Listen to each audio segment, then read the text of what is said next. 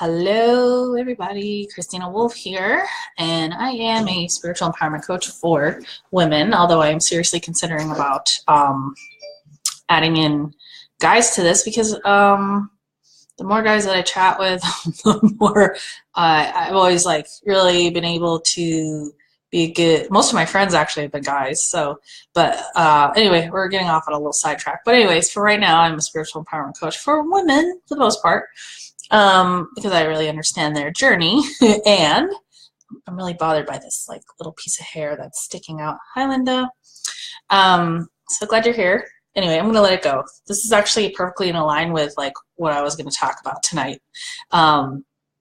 So I wanted to share something really cool. Okay, my 13-year-old son, he got a bunch of money for Christmas from his grandparents, and so I took him. I was really proud of this boy because I took him to the bookstore, Barnes and Noble, because he has really gotten an interest in reading mangas. They're basically comic books for Japanese animation, and so he was really excited about getting the next book in a series that he's been reading. And I took my 6-year-old with us too, because they've all got cabin fever and just really wanted to get out of the house. And anyway, and so I was super excited because I too got a book in Jean Owl. I don't know if you guys remember her book, Clan of the Cave Bear. Anyway, one of my all-time favorite books ever to read. And I'm actually going to be adding a book list to my website, wolfmastery.com. If you guys aren't familiar with it, you can go check it out. It's a little bit under construction for the new year. I've got some new sections I'm adding, like the book list and other things. And anyway, Jean Owl, I brought her up because her book, Clan of the Cave Bear, I read when I was in, gosh, I think maybe 9th grade, and I absolutely adored her character, Ayla. I really totally loved the idea of being this medicine woman and whatever. And to this day, I still have this affinity for healing and herbal medicine and the ways of shamanism. And I've been working with a mentor, awesome lady, Carrie Hummingbird. Check her out. She's trained with the Four Winds Society and teaching me a lot about opening up sacred space and whatever. And anyway, that's the beauty of Facebook Live. You get to go off on a tangent. Look, a chicken. But that wasn't exactly why I was bringing this up. I was excited because I got this book, and it's all about, if you're not familiar with Jean Owl's Earth Children series, she was the first person to really bring me into alignment with these characters in the book. Talk about tribal medicine and the Mogur of the tribe, the clan of the Neanderthals. His name was Kreb, and he was pretty much like a shaman, the old prehistoric shamans. And they spoke about animal totems, and I completely related to it. To this day, I absolutely rely on animal totem spirits hand, which is another thing I wanted to bring up too. Another thing I'm going to be starting to do. I was gifted this really amazing set of, they're not tarot cards, they're oracle cards. They're a divination card deck, medicine cards, and they all refer to animal medicine and your animal totems. And of course, me being wolf, I think the wolf spirit's been with me quite a while. And well, anyway, Jean Owl, Clan of the Cave Bear, if you read, they're very involved books. She has meticulous research. Love her characters, love everything about them.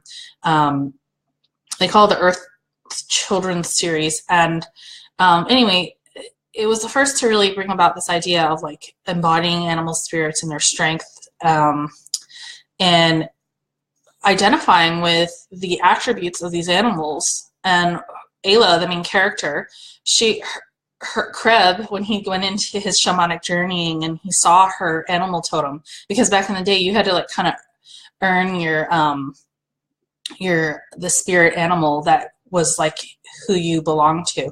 And hers, he saw for her, it was a lion, a lioness. And it was like, oh, that can't be. That's too strong for a female. But yeah, that was her animal totem. And anyway, side note, I was like, so I realized I had not finished the series after reading it in like 9th grade. I think I got all the way up to like the 4th book, which was like Plains of Passage. And then she didn't she didn't write her next book until like, I think 2002. And so I got the next book. What is it called?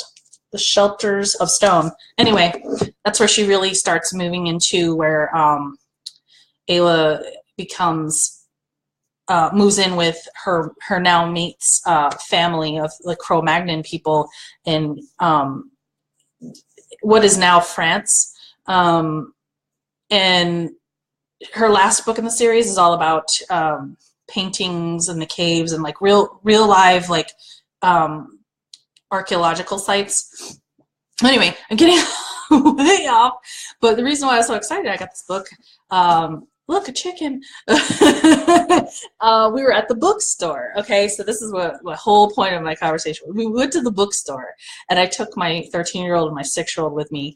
And, everybody's talking about New Year's and, like, how, looking back at the last year and how well you've done. And I'm like, I'm kind of like, oh, that feels so trite. I don't want to do that, But I had this thing today where I took my 2 boys to the bookstore, and I had to realize how far I've come. Okay, I had to realize just how far I've come, because they weren't terrible. Okay, they really weren't, but they were being like kids. Okay, and they were bickering and arguing and causing a little bit of a scene, like, hey, get away from me.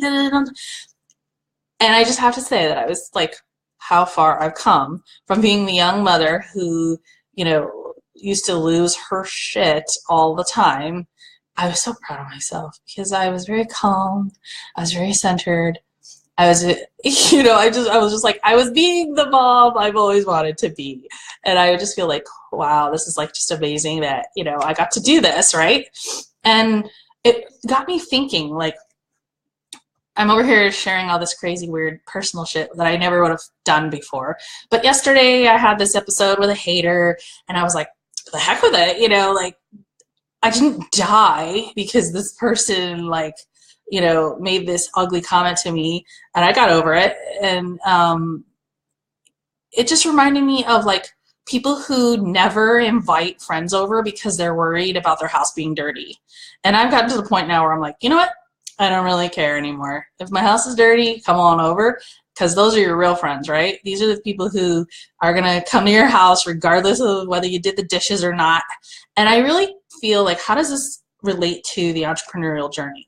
Okay, well, how does this relate in the sense people feel like, oh my God, I'm not ready for the general public to get to know me. Like, what do I really know? Like, I'm not, they're so worried about like what their inner house, their inner self, like they don't feel prepared to have themselves be exposed. And I really think that is another big block for many, many people. You may have these like amazing spiritual gifts, but you're just like, I'm not prepared yet to share with the world because I don't think it's good enough. I worry that it, like, now so many people are going to see me and they're going to be like judging me. And you know what? Probably there will be people who will judge you and all your imperfections and say, oh, you're not good enough, or whatever.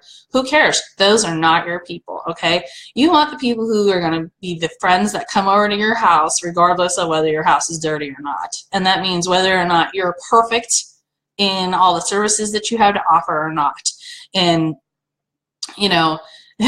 yeah, you get it, Linda, right? Yeah. So I was like that too. I was like, no, I'm not ready yet. What if I look unprepared? What if like I, like turn people off because I look messy, or, I've got like drama or whatever. Here's the reality. Like, if you wait until everything's always perfect, you're never going to get it done. You're never going to do anything. You'll never be in that like rubber hits the road stage. You'll never be in creation stage. Okay. I was listening to this other coach, talking about how like she learned how to really be a go-getter because she watched her mom for years, like never write her book because she had to wait and always clean the house. And I was like, God, I totally relate to that. Like, oh my God, I can't like go upstairs in my office and start working because the dishes are in the sink and it's bugging me and I need to clean the house. And Okay, here's the deal. Your people, the people who like want to hear from you are like just waiting for you to put the stupid dishes down and get out there. And they don't care if you have a dirty house. They don't care if your inner world isn't absolutely perfect. They can actually relate to the fact that your inner world is not perfect. They can relate to the fact that you're still putting yourself out there and you're personable and you're sharing your flaws, and the fact that, like, in the past when I would take my kids to the bookstore or anywhere in public, they would act like idiots, and I would lose my shit. And I would be like that parent that, now when I see other parents and having kids arguing and bickering in public, I'm just like, oh, I get you. I really feel you. But for once, I was the parent who was being calm and actually had my stuff together. And I was very proud of myself, because that was the work I've done over the years to really connect with myself, to really be like, I am not triggered internally and I'm not in like inner child mode. Like when you're a parent and you're like absolutely losing your shit, you've reverted back to like your own childhood, frankly, and you're not the parent. You're not in control at that point. You gave over authority to the kids and now nobody's in charge, right? So like, I'm not turning this into like a parenting thing, but it was really important to me to learn how to be calm and centered in self despite drama or any other nonsense going on around me. And I was just like really proud of myself that like for the last 10 years, the journey that I've been on has led me to the point where I can go to the bookstore or wherever, take my kids in public, and they're losing their shit, but I'm not. I'm able to witness them. I'm able to, really hold that space for them to be able to teach them something, to model behavior that I'm proud to display. It's almost like my house is clean, so you guys can come over. You're welcome to come in. I'm proud of my house because it's not dirty right now. That's kind of how I felt about it. It was like, wow, and when you say, like, when you think about it, dream interpretation, all this other stuff, a house really represents your subconscious and who you are inside. And when I talk about the soul journey and I talk about the entrepreneurial journey, like, frankly, you are yourself, your business, your higher self, who you are in the 3D world. All of that is, you can't split them up. You can't split them up. You can try to put on a mask and you can try to put on a face for like who your ideal client is, but frankly, your ideal client doesn't want a mask. They don't want you pretending to be something you're not. People can sense that, and they can also sense when you're not proud of who you are and you're ashamed of your inner house, basically. And when you get to that place where you just don't care anymore and you're only inviting in friends who won't care, that's when you really created the soul-aligned tribe, and you know who your people are. And until you're being that person, you're not going to be able to find your people. You're not going to be able to find those friends who, appreciate you for being who you are. Because until you're being who you are, they can't appreciate you. So anyways, that was just my take on it. And I think for me, end of 2017 was really like a period of marking like almost a whole decade, really, because I really started this like struggle of seeking out my soul journey and really starting to think about, what do I want to do? Maybe I want to write something. Maybe I want to like do speaking engagements. I don't really know. I just felt like this calling in me. And now that it's like 10 years later, 2007, 2008, 2007, 2008 is when I really started just really starting to ask myself the question, or trying to seek answers for things that weren't readily available. and I had to go deeper. I had to go into the soul journey. I had to go into, my inner house and start cleaning up my crap, really, and now it's kind of like I'm looking at the fruits of all of my conscious. Hey, Nicholas, Happy New Year to you. It's my cousin. Yay. I'm really just like happy to say like that I've done a lot of work over the years, and the work is showing up as evidence. And it's also bringing about this concept of being a consumer versus a creator. And I think like I was really, really hard on myself for years because I was in like this consuming mode. I was like always reading other people's books. I was taking in all this information, and I was like taking advice from other people, and whatever, never really, just being in the driver's seat and being focused and doing what I know to be my thing. And honestly, when you become a creator, like I had issues with like creative blocks and not being prolific and getting my stuff out there. When you make that choice to become the creator, the person who's putting out information instead of taking in information, it's a powerful shift. At the same time, it's like being I keep going back to this caterpillar and butterfly analogy, but it's like, it's perfect, really, honestly, for the soul journey, for transformation, for creation. What is a consumer anyway? A caterpillar is a consumer of like the milk. The monarch butterfly caterpillar will consume milk thistle, and that's the only plant it can eat. And all it does is like eat and eat and eat and eat and eat and eat and eat and consume. Like it just destroys plants, basically. And it'll eat these leaves up. And then all it's doing is preparing for its journey when it has to go within in the cocoon. And when you go in the cocoon, that to me is like the analogy of going within, allowing your subconscious and your higher self to really guide you to the next level. Because really, like, you can't do it consciously. You can't be like, yes, I will now get rid of this piece of me, and then I will now turn this into, but who the heck knows about the miracle and the mystery of being in the cocoon, really? That's when you just have to let go of all control. You really are just disassembling every old piece of you, and then now you're allowing yourself to be put together in a different way, based purely on intuition, on instinct, on your genetic code, and really trusting that connection with your higher self. And then at that point, when you're ready, you become the butterfly. You're the creator. You've created yourself. And that's really the whole process of transformation, the soul journey. Who are you creating yourself to be? And really relying on the higher self to get you there, frankly. Because you can be a co-creator. Spirit has a lot to do with this. And, I've had to let go of control in many ways, especially when you're in the cocoon stage, especially when you're feeling like I'm being a consumer. Like, why can't I get out my message? Why can't I get out, what I'm thinking or feeling? Or, I want to write a book and I can just never get it out. Maybe you're still processing.